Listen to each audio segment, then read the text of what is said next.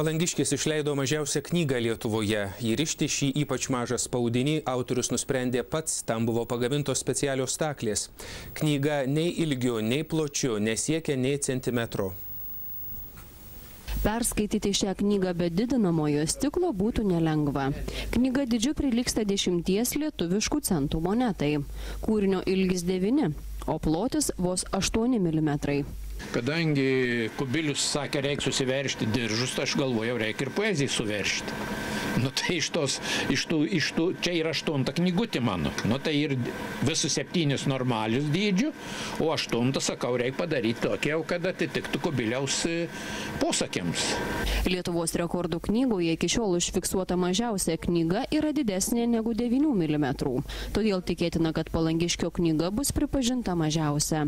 Šioje 56 puslapių knygoje tilpo Palangiškio Vytauto Kuzo autobiografinis eilėraštis ir 3 iliustracijos. Nors knyga įspausdinta spaustuvėje, įrišti savo kūrinį autorius ryžosi pats.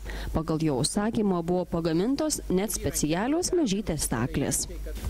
Bandžiau, eksperimentavau. Jie irgi ten, jeigu pamatys, kas knygas, ir aš nepatikės, kad taip galim. Čia yra malonumas. Čia yra malonumas ir savotiškai savęs patikrinimas, kiek aš galiu, kiek sugebu tą padaryti. Va, galiu padaryti, va, o čia jau ir padarytas. Ir dar bijau pameluoti, netgi vienoj padariau, pasirašiau, uždėjau autografą. Palangiškis planuoja šią knygą išleisti anglų ir prancūzų kalbomis. Nebejojama, kad šie miniatiūriniai kūriniai bus populiarūs tarp kolekcininkų.